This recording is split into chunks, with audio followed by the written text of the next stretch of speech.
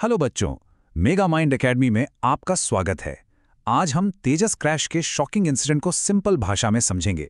Dubai में दुनिया के सबसे बड़े एयर शो में एक बहुत बड़ा हादसा हो गया है। भारत का अपना फाइटर जेट तेजस एक एरियल डिस्प्ले के दौरान क्रैश हो गया। इस घटना ने पूरी दुनिया का ध्यान अपनी ओर खींचा है। तो चलिए आज हम इसी को समझते हैं कि आखिर हुआ क्या था और इसका भारत के लिए क्या मतलब है। तो हुआ ये कि ये दुखद घटना दुबई एयर शो में हुई, जो दुनिया के सबसे प्रेस्टीजियस एरोस्पेस इवेंट्स में से एक माना जाता है। और भारत के लिए तो ये एक बहुत ही बड़ा मंच था। और देखिए, ठीक वहीं पर ये हादसा हो गया। तो सबसे पहले सेक्शन 1 में देखते हैं दुबई एयर शो में त्रासदी क्या हुआ। चलिए इस घटना की पूरी टाइमलाइन को समझते हैं और देखते हैं कि ऑफिशियल जानकारी क्या आई है। जैसे ही ये हादसा हुआ ना, दुबई मीडिया ऑफिस ने फौरन एक ऑफिशियल स्टेटमेंट जारी किया, जिससे इस दुखद खबर की पुष्टि हो गई। इसमें सिर्फ क्रैश के बारे में ही नहीं बताया गया, बल्कि ये भी कंफर्म किया गया कि पायलट की दुखद मृत्यु हो गई है। और हाँ, ये भी साफ किया गया कि इमरजेंसी टीम्स बहुत तेजी से मौके पर पहुंच गई थीं। अब जरा इस इवेंट के स्केल को समझिए। दुबई एयर शो कोई छोटा मोटा इवेंट नहीं है, ये एक ग्लोबल स्टेज है।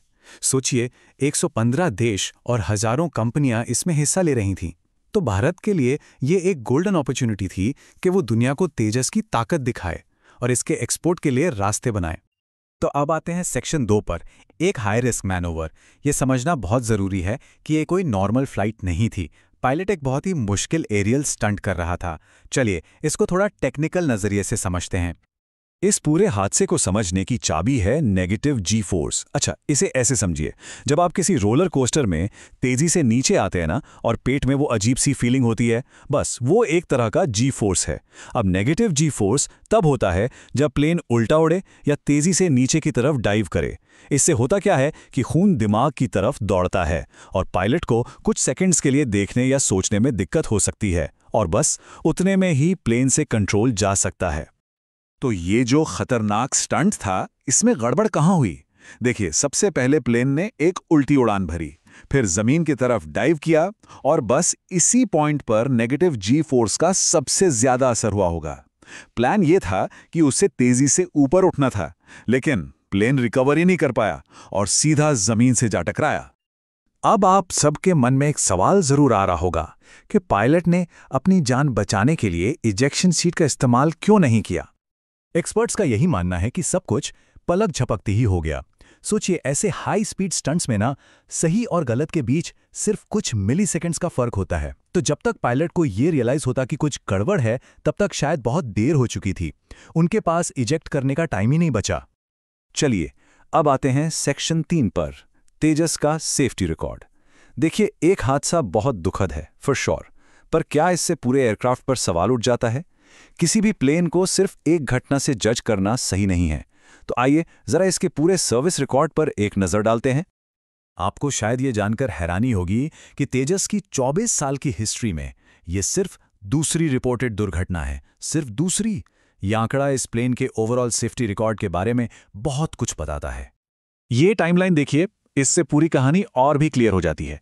तेजस 2016 से इंडियन एयरफोर्स में सर्विस दे रहा है। मतलब 8 साल की सर्विस के बाद पहला क्रैश इसी साल मार्च में हुआ, और अब ये दूसरा, जो कि एक हाई रिस्क एयर शो के दौरान हुआ। तो ये नंबर्स इसकी ओवरऑल रिलायबिलिटी को दिखाते हैं। और हाँ, ये समझना भी जरूरी है कि फाइटर जेट्स के साथ हादसे होना कोई अनयूजुअल बात नहीं है। क्यों? क्योंकि इन्हें हमेशा इनकी लिमिट्स तक पुश किया जाता है।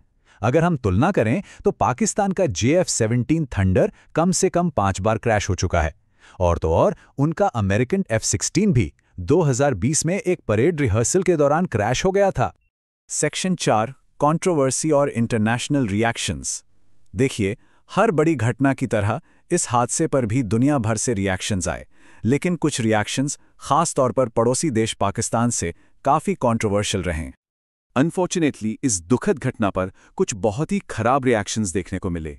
कई पाकिस्तानी अकाउंट्स ने ऑनलाइन ऑफेंसिव कमेंट्स किए, ट्वीट्स किए, जिनमें इस घटना का मजाक उड़ाया गया और इसे इंडियन एयरफोर्स की नाकामी बताया गया। ये एक वीडियो से लिया गया डायरेक्ट कोट है, जिसमें एक पाकिस्तानी पत्रकार को क्रैश साइट पर हंसते हुए और ये कहते हुए सुना जा सकता है।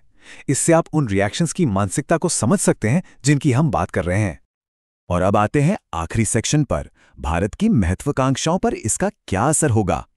इस हादसे के बाद सबसे बड़ा सवाल यही है कि तेजस का भविष्य क्या है। क्या ये भारत के make in India defence programme के लिए एक बहुत बड़ा झटका है? तो मिलियन डॉलर क्वेश्चन, क्या इस क्रैश से तेजस के एक्सपोर्ट पर असर पड़ेगा? देखिए, ज्यादातर डिफेंस एक्सपर्ट्स का मानना है नहीं। ऐसा क्यों? क्योंकि जो बायर्स होते हैं ना, वो एक हादसे को नहीं बल्कि सालों के सर्विस रिकॉर्ड को देखते हैं। असल में तेजस के लिए असली चुनौती ये क्रैश नहीं बल्कि उसके इंजन की सप्लाई चेन है। इसका इंजन अमेरिका से आता है और इंटरनेशनल डील्स में किसी दूसरे देश पर यह डिपेंडेंसी एक बड़ी रुकावट बन सकती है। तो हम आपको इसी सवाल के साथ छोड़ जाते हैं कि एक फाइटर जेट की ग्लोबल सक्सेस के लिए आखिर ज्यादा क्या मैटर करता है, एयर शो में दिखाए जाने वाले शानदार करतब या फिर बैटलफील्ड में सालों का भरोसेमंद सर्विस रिकॉर्ड। इस सवाल का जवाब ही शायद तेजस का भविष्य तय करेगा। तो बच्चों, मिलते हैं नेक्स्ट वीडियो में।